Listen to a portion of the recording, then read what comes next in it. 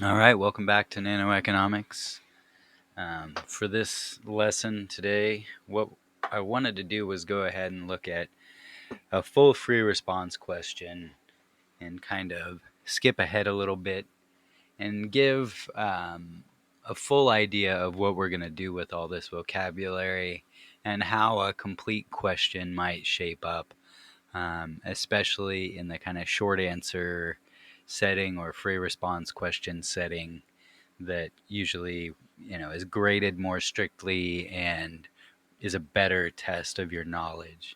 So if you can really thoroughly answer these questions, then pretty much anything thrown at you in terms of multiple choice will be much simpler and easier to digest. And we'll address both, but today I just wanted to take a look at this one. So this is from 2019, and this is the free response question from set 1, problem 1.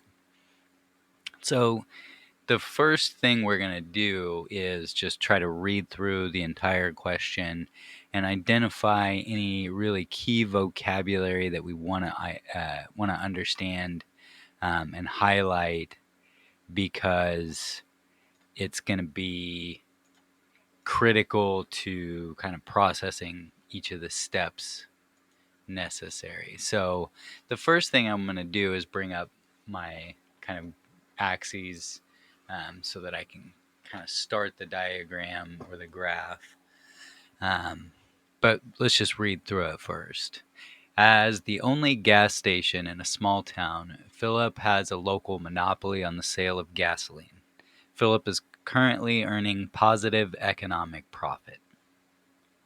So let's kind of stop there and pull out the key vocabulary that we really need to focus on. Number one is monopoly. So, and we'll discuss kind of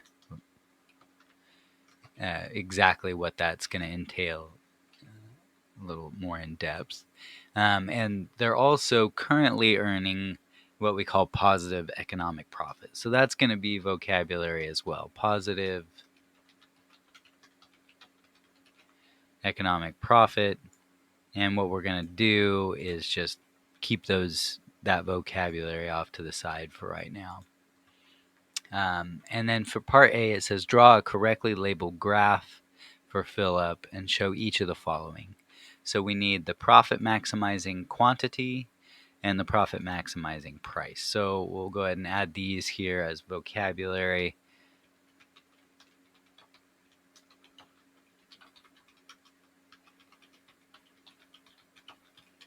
And I'm going to keep those a little closer together because they'll be a lot more closely related.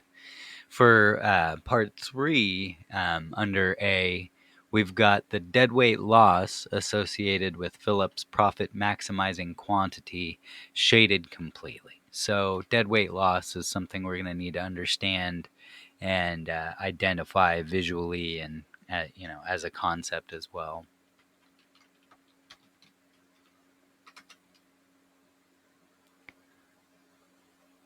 And the maximum quantity at which Philip would earn zero economic profit, and that'll be labeled QZ. So, and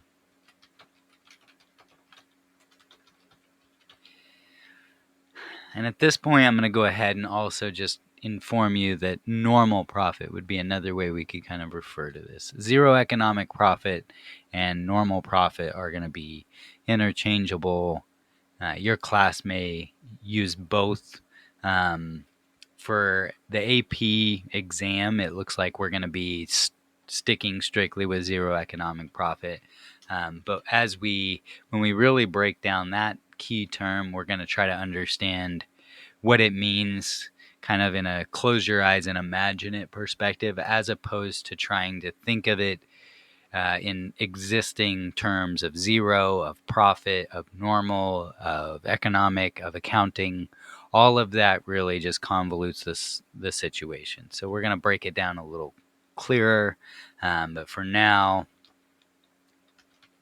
we're going to understand that zero economic profit can also be called normal profit. And so those are just the key terms through part 1 here.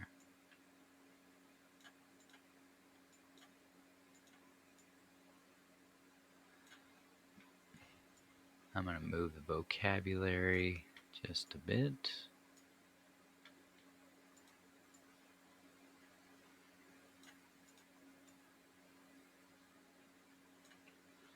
All right. So for monopoly, really this means when it says only gas station, small town, this means one company, one supplier, one seller.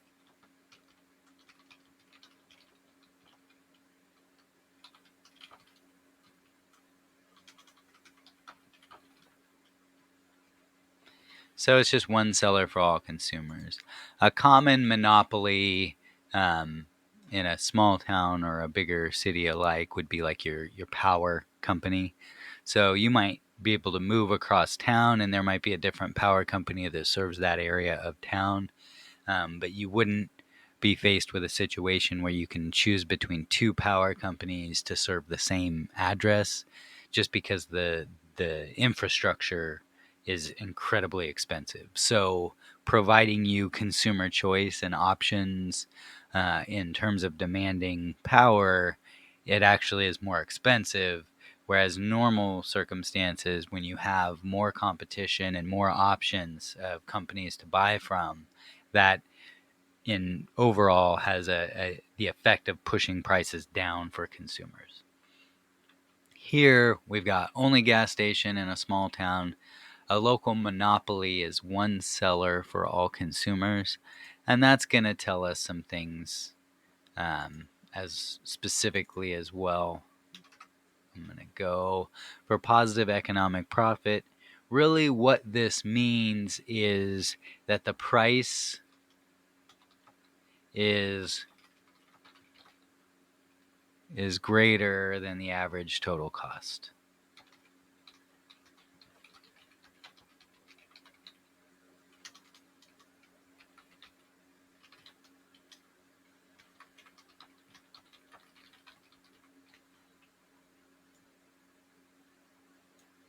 So we've got one seller for all consumers in the market, and with positive economic profit, that means that their price that they're selling it for is greater than the average total cost of producing the quantity that they sell in that market. In other words, they're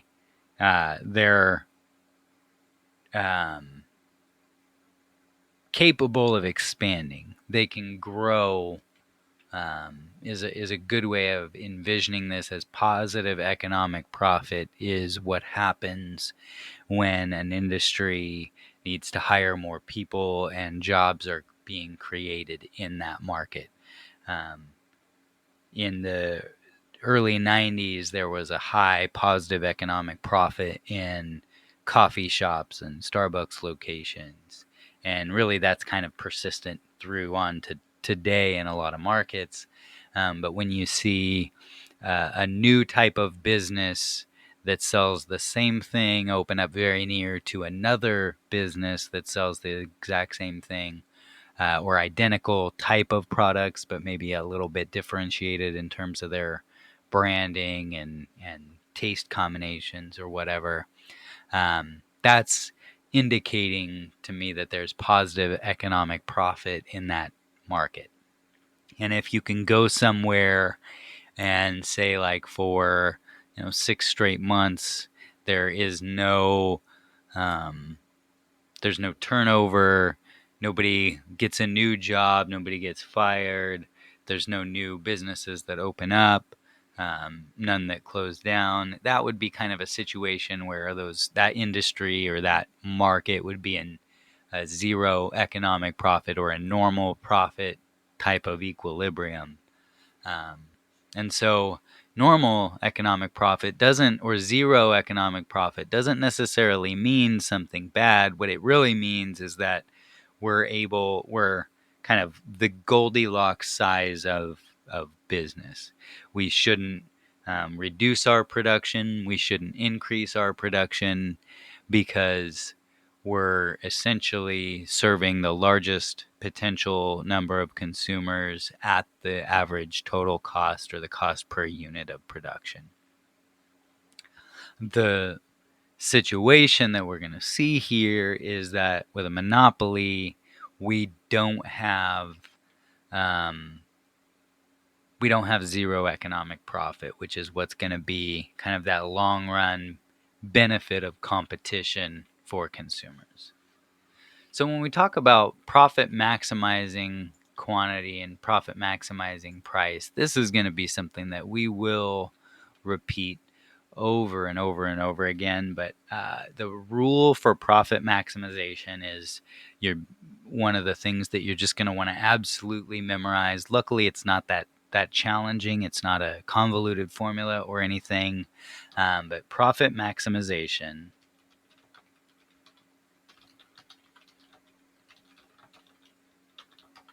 occurs where MR equals MC. So that identifies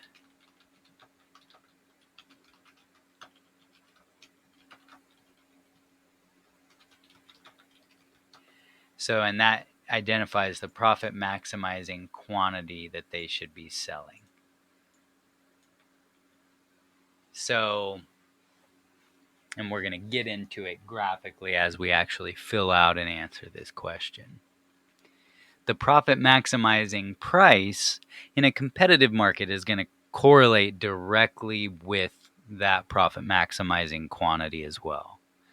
But with a monopoly situation, what we're going to see is that the profit maximizing price isn't the same as what a competitive market would charge for that same profit maximizing quantity. And then let's kind of quickly finish out these definitions. Deadweight loss is going to be the loss in total surplus that occurs as a result of the market not reaching its equilibrium.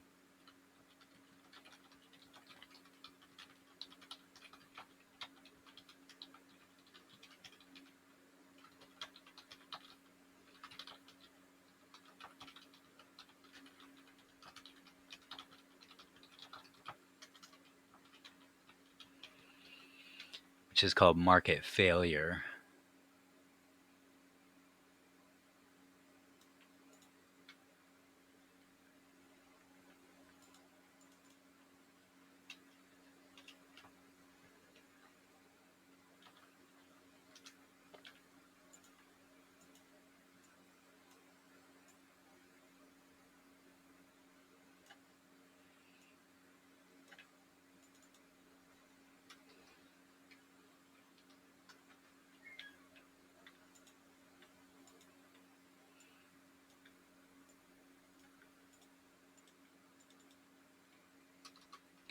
And zero economic profit.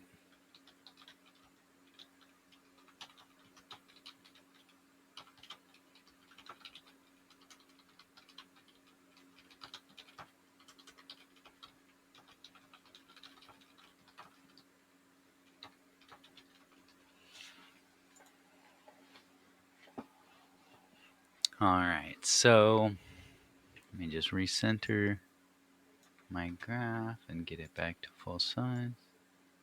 Nope, can't do that. Yeah, we can. Let's do this.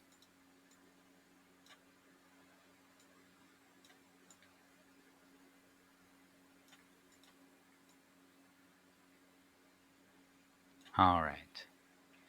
So we've got our definitions quickly identified, and we're still on part A here. But we're trying to focus on how to approach this question.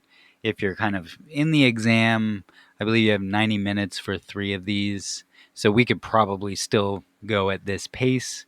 But at the same time, we're definitely taking our time to be careful with a lot of this vocabulary. So for part A, draw a correctly labeled graph for fill up and show each of the following. And so for 1, it's Phillips profit maximizing quantity. And each of these, let me get it here. We want to label, when it says correctly labeled, especially for the AP purposes,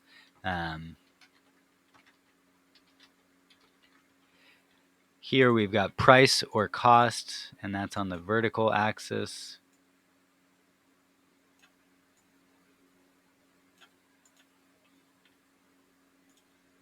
And then we've got quantity on the horizontal.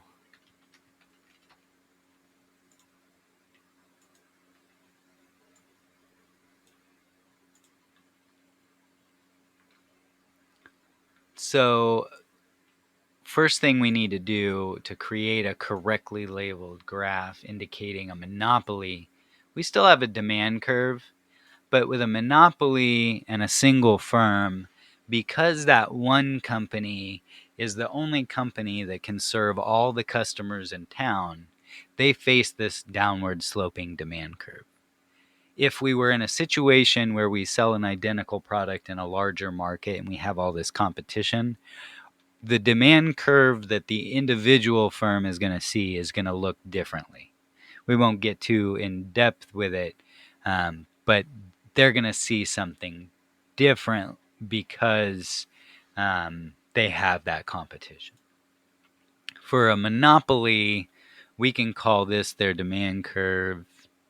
I'm trying to think if, I want to label it this way.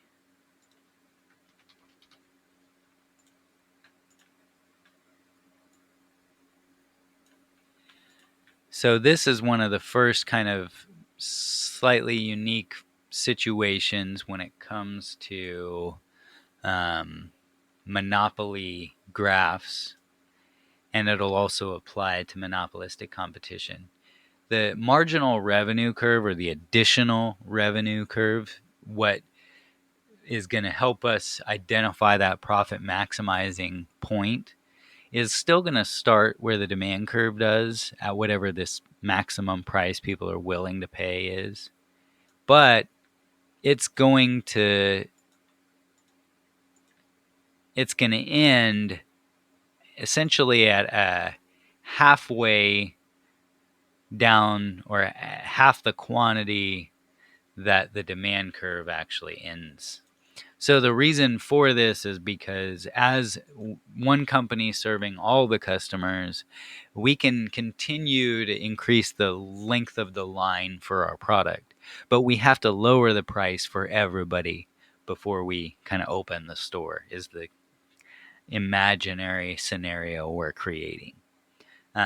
And so since we have to lower the price for everybody, lowering the price by $1 for the 10 customers we have in order to get an 11th customer, we need to make more than 11 or more than $10, because that's what we're going to lose when we lower the price by $1 for those existing 10.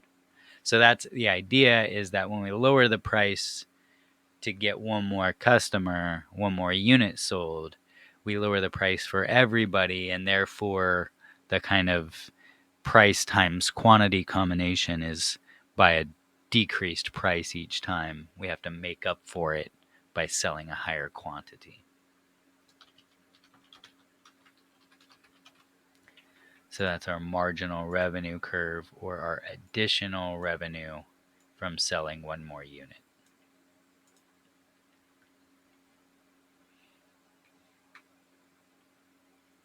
So we've got a monopoly graph showing a downward sloping demand curve and a marginal revenue curve that intersects, either you could call it below or it would be the halfway point. So if demand hits that horizontal axis at 50 units, then marginal revenue hits it at 25 units, as an example. Now we're going to draw in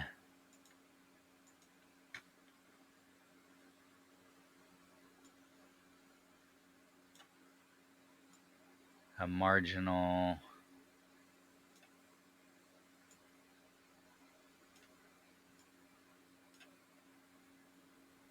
revenue curve, or marginal cost curve, and it's just kind of roughly drawn here. It doesn't necessarily have to have those key hit points. I'm just kind of using the tools that I've got. So marginal cost is our MC. Marginal revenue is MR. And our profit maximizing quantity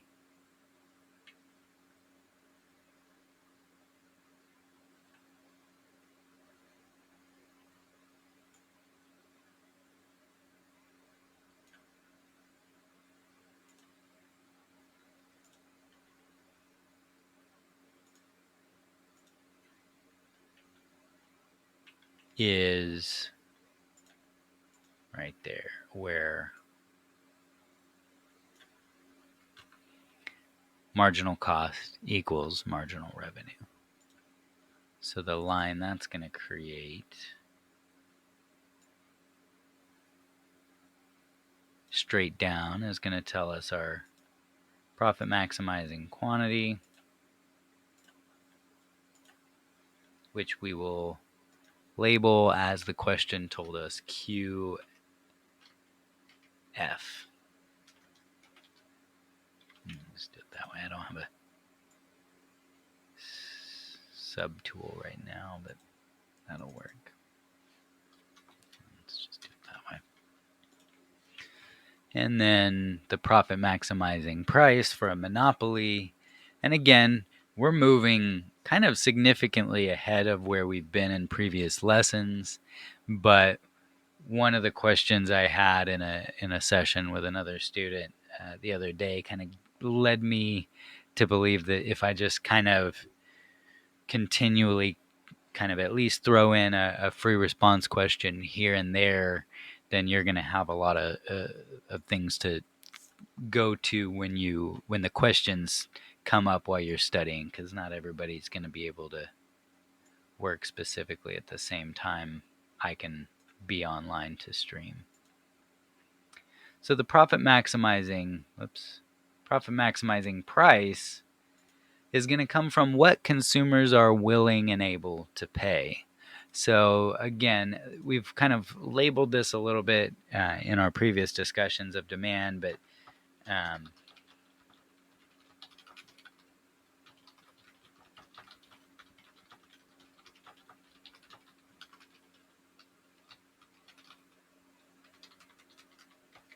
so the demand curve is made up of like all the bundles of points of how many units consumers are willing and able to pay for at a given quantity.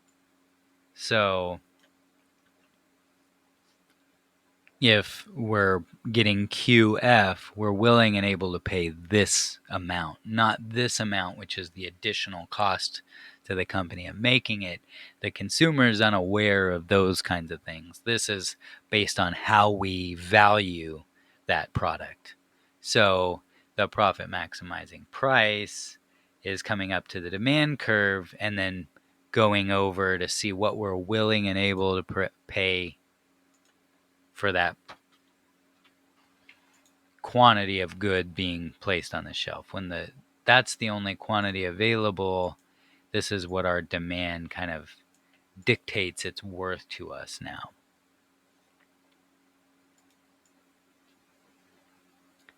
So now it says for part 3, the deadweight loss associated with Phillips' profit maximizing quantity shaded completely. And we're going to go into much, much more detail. For now, we're just going to point out where that deadweight loss is, kind of identify and shade the area, and talk a little bit about it. And we're going to make it red. We're going to make it bold.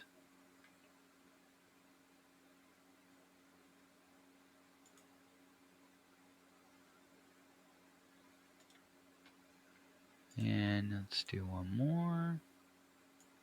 Deadweight losses are a triangle. Is typically what you're looking for, especially kind of at the early AP first year college level. There might be some elaborate circumstances where actually, when it comes to elasticity, that's going to affect the kind of general shape of your deadweight loss. But typically we don't combine perfectly elastic and deadweight loss calculations unless it's a little clearer as to why. So usually deadweight loss, when we've got standard shapes to our demand and supply curves, upward sloping, downward sloping, you're looking for a triangle. And in this case, this is the deadweight loss triangle that we've got. Whoops. Arrow. And we go from here to that area is the deadweight loss.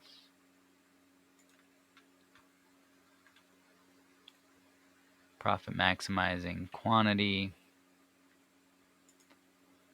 Let's see if I can't just...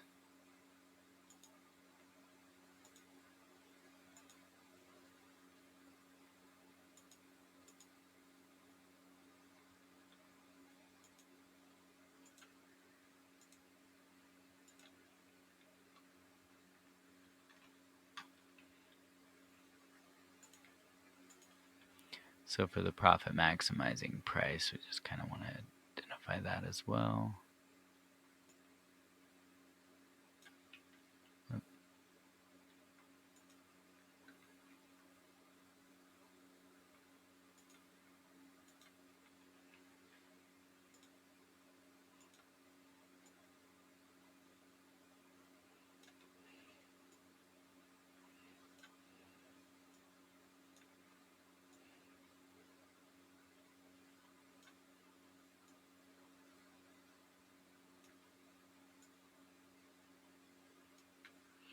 So we've got our profit maximizing price, our profit maximizing quantity,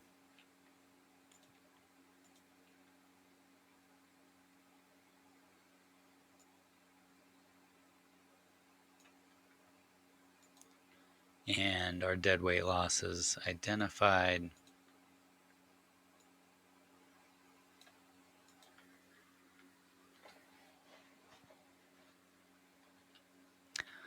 And now for part 4 of part A, the maximum quantity at which Philip would earn 0 economic profit, and that would be labeled as QZ. So in order, since it said that they are currently earning positive economic profit, what we want to do is put in an average total cost curve that intersects at this quantity below where the market price is being sold. So I'm going to draw a line straight across. I'm going to change it to this blue here. And what we want to do is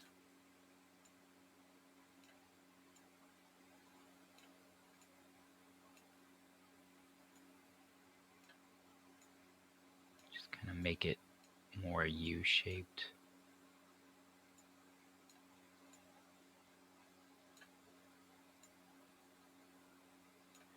If we can, and now let's see if we can move it up as a whole.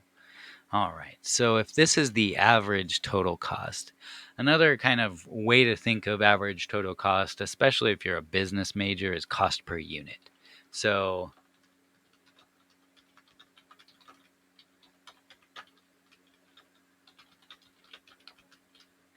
if this is the cost per unit, then when we put out our profit maximizing quantity here of QF, then the marginal cost intersects marginal revenue here. The average total cost, or the cost per unit of how many we're making, is here, and the price we sell it for is up here. So we're still selling each unit for more than the average cost of making each unit.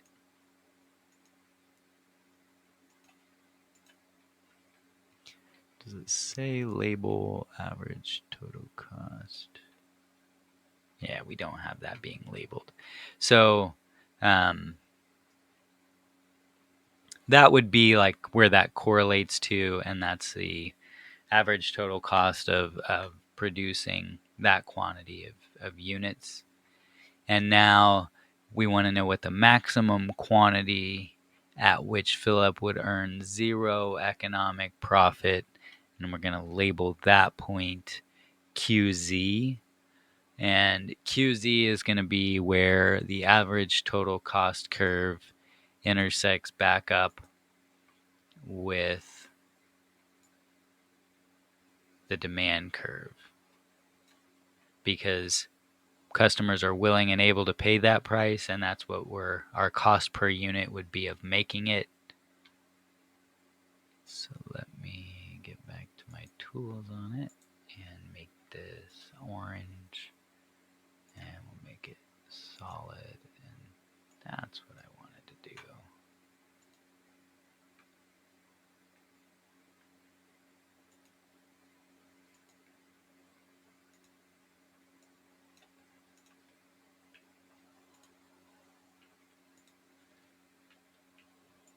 Alright, that'll help.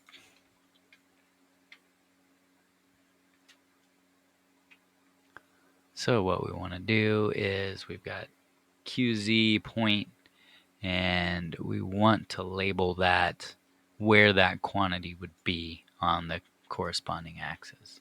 So what we're going to do is go from here straight down as possible, make it the same color, and we're going to label that point QZ.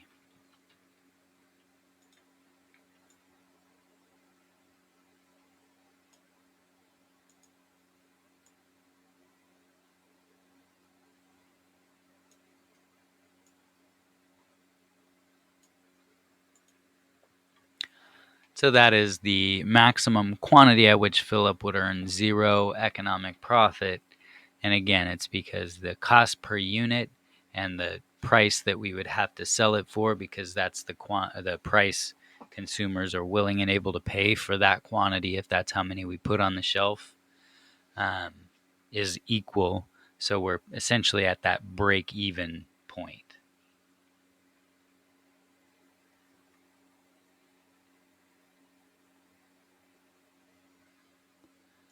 And let me just double check what kind of frame I got on here.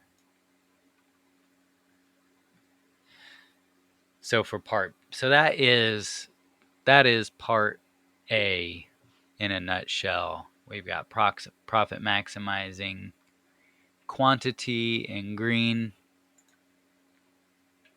We've got profit maximizing price in purple. We've got the deadweight loss as the red triangle. And we've got the maximum quantity for 0 economic profit, QZ, in yellow.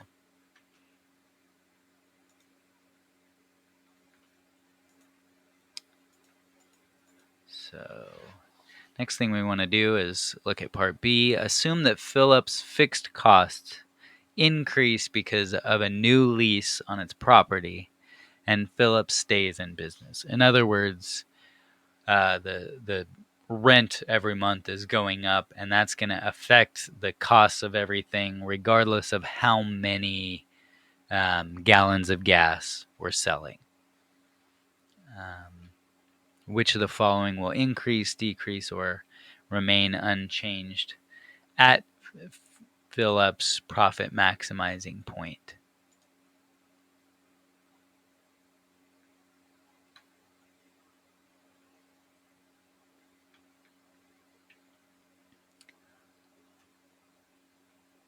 So will the deadweight loss increase, decrease, or remain unchanged at their profit maximizing point? That's the kind of question here.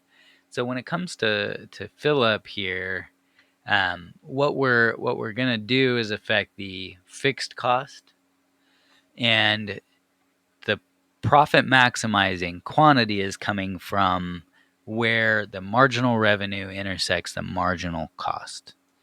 And if the marginal cost is again identified as the additional cost of producing one additional unit, then the marginal cost or the additional cost of producing one more unit is not actually directly affected by the lease terms changing and our rent increasing. So the cost of the next gallon of gasoline we sell or the next pizza we make isn't affected by the rent. The cost of that is affected by the input cost of the gasoline. It's affected by the labor cost of having the employees there, the power on, those kinds of things that are variable with the quantity that we sell or the amount of time that we're open. So if the quantity that we maximize our profit at doesn't change, then the point where our deadweight losses are occurring isn't changing either. So the deadweight losses are unaffected, remaining unchanged by the change in fixed costs because fixed costs do not affect marginal costs.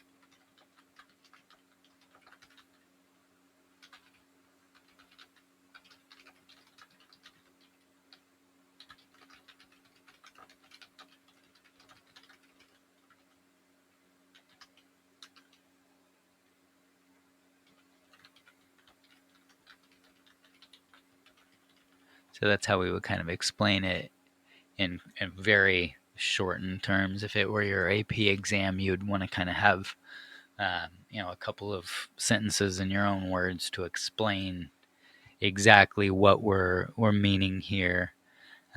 But again, this is just a quicker step-by-step walkthrough to help make, hopefully, like ideally you would be looking at this and still feeling a little bit confused, but a good point to check out a walkthrough like this would be at the beginning of your unit on Monopoly, for example. So second part of part B is Philip's economic profit. And Philip's economic profit is going to decrease because average total cost is increasing as a result of the increase in rent.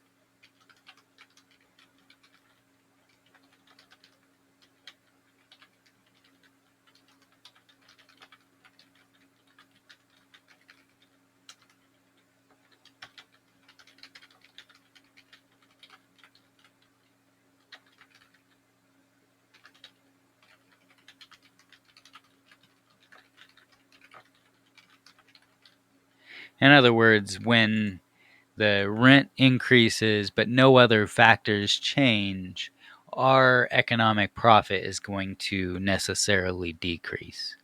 That increase in rent is going to come out of our profit margin, basically. And then for part C, assume gasoline demand decreases because people choose now to bike to work more often. Part 1 is what must be true for Philip to continue to operate in the short run. So, and this is going to be a little bit more of a detailed lesson. We've talked a little bit about the differences between the short run and the long run. And that is essentially at that point where we're able to sign that new lease. We're essentially kind of in that long run bubble where we can even our fixed cost, our traditionally fixed cost of rent is variable right now.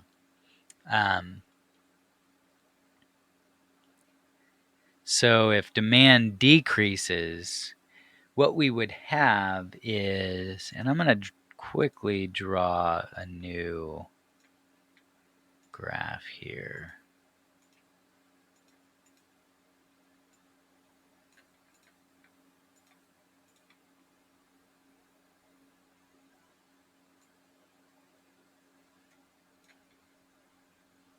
Just so we can show exactly what we mean or what's happening when demand decreases.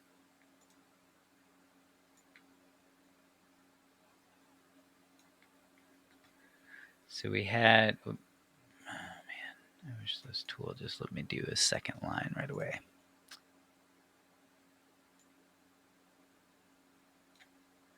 So we have our demand 1 and marginal revenue.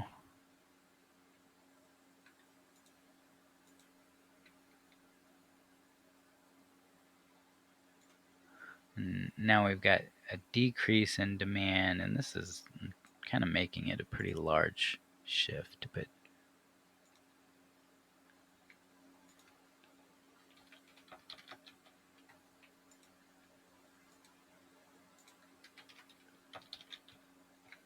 so there's demand 1 and demand 2.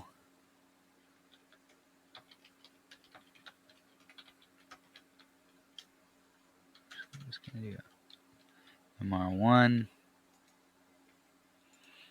And we need another red line. For now, MR2. So what happens as a result of a decrease in demand is for them to continue to operate in the short run, the price that they can sell it for still has to be greater than the average variable cost. In other words, they have to cover the cost of ingredients.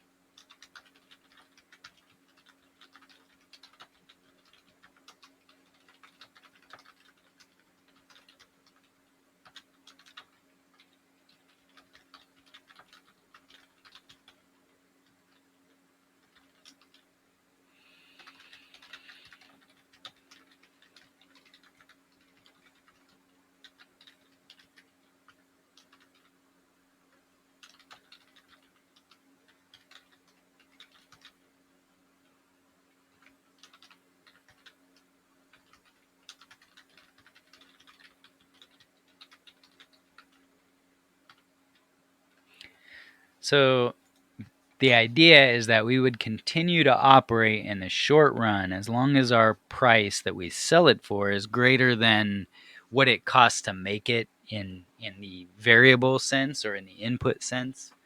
Because if you think of it this way, say rent is $1,000, and if we operate at this slight loss, we end up covering all the costs of our inputs and ingredients, and we make $800 out of that $1,000 in rent. So we end up at the end of the month negative $200.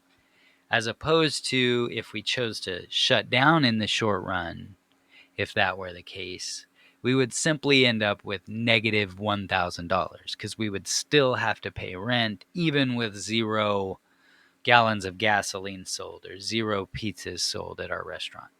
So that's the idea of still operating in the short run if price is greater than AVC, basically. So if price is greater than AVC,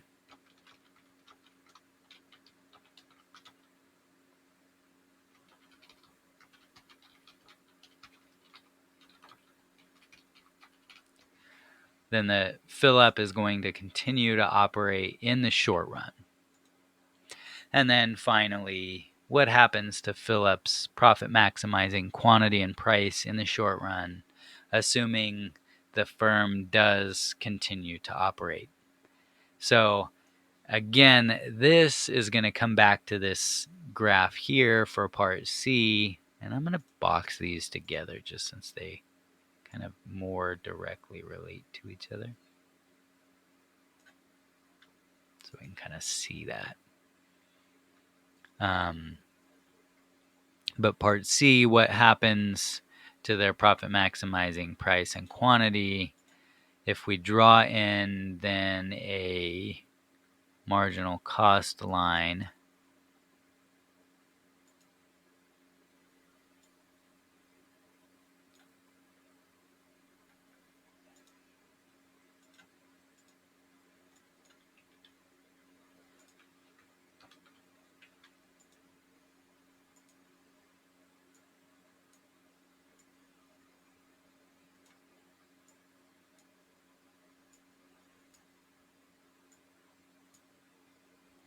Something like that.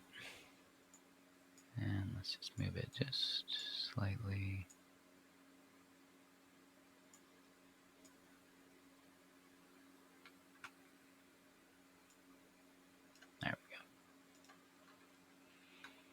So now if our marginal cost basis for making and selling this doesn't change, but our demand that we're facing does, then we go from this point here of our profit maximizing QF to this point here of our profit maximizing QF. So let me just quickly try to illustrate those old QF.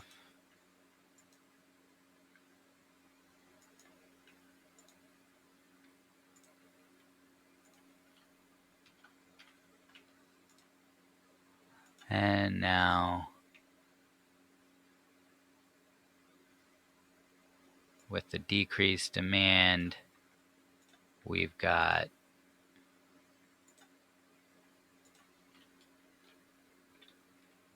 our second quantity, which is lower. Profit maximizing quantity being lower and facing decreases of demand means, I don't think it's going to let me move that now, but that's all right. Means also we're facing a lower profit maximizing price. We just go up from here and over, whoops, up from here and over. We end up with a lower profit maximizing price as well than what was going on with the original.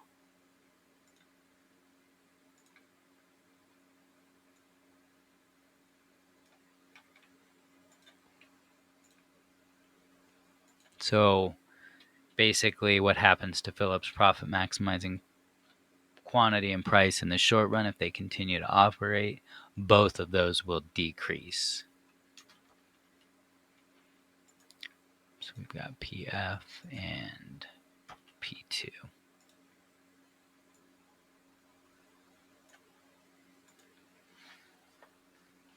So it definitely becomes a little bit more convoluted as we add in the entirety of the notes. I hope it'll still be able to be kind of helpful, especially going back through it after the fact. You might see some things might click a little more than they did the first time.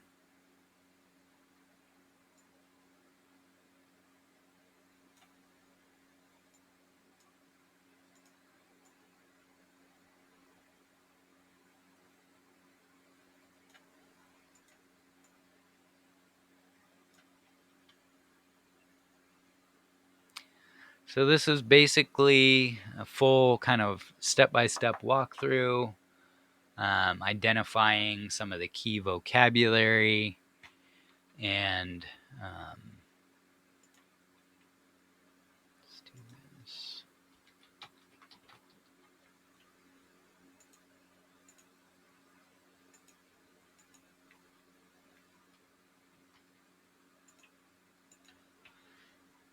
I'm really trying to